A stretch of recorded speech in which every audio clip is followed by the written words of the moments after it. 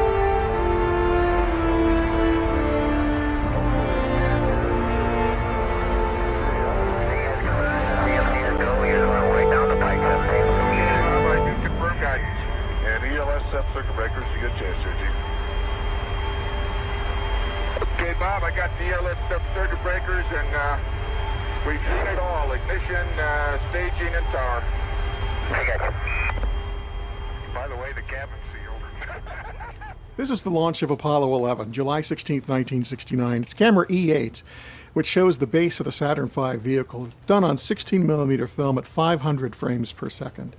Now, this particular camera was started at 5 seconds prior to liftoff. Now, at this speed, what you're going to see in this full 8 minutes and 22 seconds is about 30 seconds worth of actual time. Here, ignition sequence start is already started, and the kerosene and liquid oxygen is mixing. The F1 engines were started by bursting a hypergolic cartridge which spun up the turbines to start driving the propellants into the engine. Now you're seeing that liquid oxygen and kerosene mixing and billowing up in the initial stage of starting up those engines. Now when it reached full thrust and started to get thrust from those 5 engines, 7.5 million pounds, you see how it sucks all the material back down underneath the vehicle. And that was because now all of that material is going at a tremendous speed and being pushed out into the flame trench, and it just sucks all of that material back down. On the right, you see 2 tail service masts. There's a third one on the other side of the vehicle. And around the vehicle, you also see 4 hold-down arms. Now, the vehicle sat on those hold-down arms. There was a mechanism inside there that held it onto the launch pad until liftoff. At T-0, those would release after they got the proper signal from the engines that all 5 engines were running properly.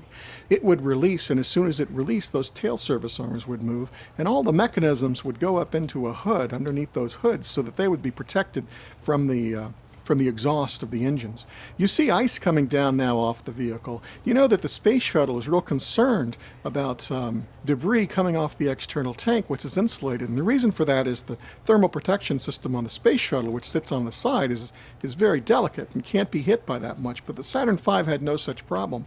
So the Saturn V's liquid oxygen tank on the first stage wasn't insulated, so you get a lot of ice coming off of it when it hits the vibration.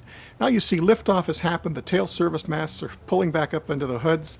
The F1 engines are coming up, and you see that dark band of gas that's coming out of those engines all around. And then you'll see it get to the really bright part. Now that cool gas, it's cooler gas is the reason it's dark. That's coming from the turbine exhaust. And the turbine exhaust is dumped into the engine around the inside of that nozzle, so it would be cooler and would act as something of an insulator on that nozzle extension so it wouldn't get too hot. That central gas is what's coming out of the engine injector, where the liquid oxygen and the kerosene's being mixed together, coming out of that injector. Now on the tail service masts and on the hold-down arms, in fact, even over here on the left-hand side in the corner of the tower, you see a whitish material that it's painted. That is actually a material that was designed to burn and char. In trying to protect this material so that the launch installation, so that it would get a minimum of damage from a Saturn V launch, they painted these particular tail service masts and hold-down arm covers and the corners of this tower with this ablative kind of paint. And this material was designed to burn and char so that it would burn and the underlying material would be insulated and stay safe. You'll see that happening in just a moment. Now you're seeing that the water deluge system has definitely been activated, and you're seeing a lot of that flash into steam and come up against the quartz mirror that the camera is housed in. Now, remember, I was talking about that white material. It's aflame now as it's getting hit by the engine exhaust, and it was designed to do that. You'll see it's already starting to char. You see the third tail service mast over on the other side. There were 3 total, and you see at least 3 of the 4 hold-down arms. You see the hoods now on the hold-down arms have closed over, so they're protecting that mechanism that held the vehicle down. And you see that all of that material that's in the exhaust is now afire on its own. Now look how instantaneously all of the water that's dumped into this area, and there was a lot of water dumped into this area, is instantly flashing to steam. It's very, very hot there right now. And as that tower over here on the left, you see it's starting to burn as well.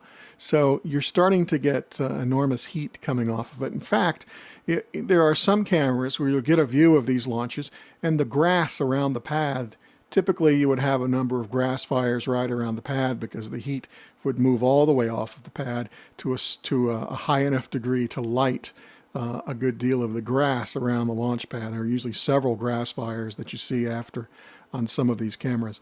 Now you see that white material really burning now, including over here on the tower. You see the water deluge system is full on.